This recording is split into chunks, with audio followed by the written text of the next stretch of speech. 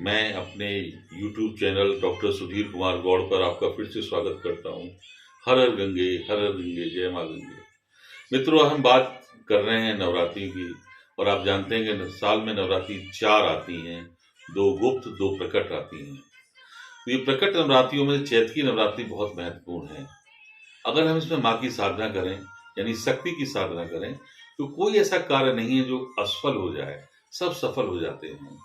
और पहली यानी नवरात्रि जो है, यानी कल 30 तारीख को, वो है शैलपुत्री। शैलपुत्री जिस पे कृपा कर दे तो क्या नहीं हो जाता। संभव संभव रहता है, और असंभव भी संभव बन जाता है।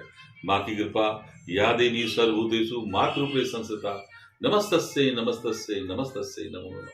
या देवी सर्वभूतेषु शक्ति रूपे संस्थिता, नमस्तस्यै नमस्तस्यै नमस्तस्यै नमो नमः। मित्रों, कुछ चीजें मैं आपको दिखा रहा हूँ, आप देखिए। एक मिट्टी का पात्र लें, जैसे कि आप अगर ये देख रहे हैं, मैं आपको उठा के दिखा रहा हूँ। ये मिट्टी का पात्र है। आपको सामग्री के बारे में कुछ बता रहा था। जैसे गाय का मैंने आपको बताया, इसे बुरकली कह सकते हैं, ये उपला भी कह सकते हैं। छोटा सा भाग है बुरकली, पता नहीं आप जो भाषा में जानते हो, लेकिन गाय के गोबर का बना हो। ये मेरी उंगली जहां पर है, आप ध्यान से देखें। दूसरा, ये गूगल है। गूगल बहुत शुद्ध होनी चाहिए, अच्छी होनी चाहिए। और ये पीली सरसों है, अगर आप इसे गौर से देखेंगे तो ये पीली सरसों है। ये हर मूल के बीज हैं, ये हवन सामग्री है, ये लौंग है, और ये कपूर है।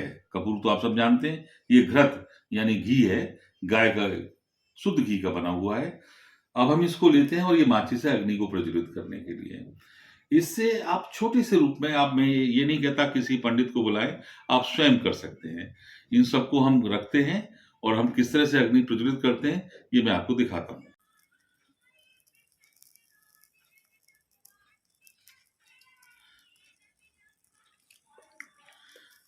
ये मैंने हवन सामग्री रखी, गूगल रखी, उससे पहले कपूर था गाय के उपले पर, और ये अग्नि प्रज्वलित हो गई है। थोड़ा सा हमने इसमें पीली सरसों डाली, जैसे मैं आज इस तरह से डाल रहा हूँ, इस तरह से आप डालिए।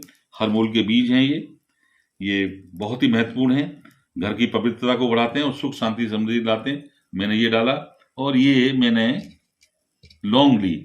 लौंग एक व्यक्ति के लिए जोड़ा, लौंग का जोड़ा लिया, और लौंग के जोड़े को घी में रखकर, और मैंने इस पर इस तरह से माँ का स्मरण करते हुए, स्वाहा करते हुए डाल दिया।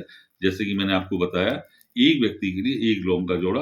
और फिर से हवन सामग्री लेकर स्वाहा करते हुए कोई मंत्र आपको याद हो, जैसे गायत्री का ओम भूर्भुवस्सुः तत्सवितुर्वरेण्यम भर्गो देवस्य धीमहि धियो यो नः प्रचोदयात् स्वाहा, ये करते आप कर सकते हैं। जो भी आपको मंत्र है, और खासकर माँ का जो भी मंत्र है, वो करते हुए आप आहुति दे सकते हैं। चालू हो गया, और हम माँ के मंत्रों से जो भी आपको याद आता है, गायत्री मंत्र है, माँ का मंत्र है, आप उसको डालते रहिए, और हवन सामग्री डालते हुए स्वाहा करते हुए इस तरह से आप करें।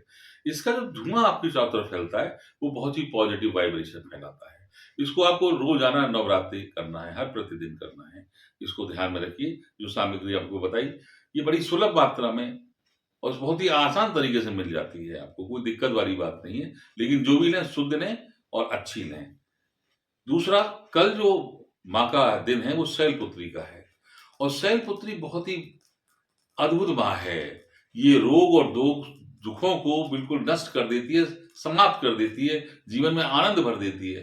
लेकिन इसको भोग क्या लगाना चाहिए, ये हर व्यक्ति नहीं जानता। मैं आपको बता देता हूँ, इसको घी का, गाय का घी का भोग लगाएं, और रबड़ी का भोग लगाएं। मीठे में रबड़ी का प्रयोग करें, आप देखेंगे घर में रोग और दुख खासकर भाग जाएंगे। पूरे साल आपको आनंद ही आनंद रहेगा। और जिस घर में रोग और दुखों का नाश हो जाता है, वहां का हर परिवार का हर सदस्य दिन दूनी रात चौगुनी तरक्की करता है, और जीवन में आनंद ही आता है। मैंने कौन सा दिन बताया? पहला दिन शैलपुत्री का। और आपको भोग लगाना है वही घी और रबड़ी। और फिर देखिए किस तरह से आपके जीवन में आनंद आ जाता है। हर हर गंगे, जय माँ गंगे।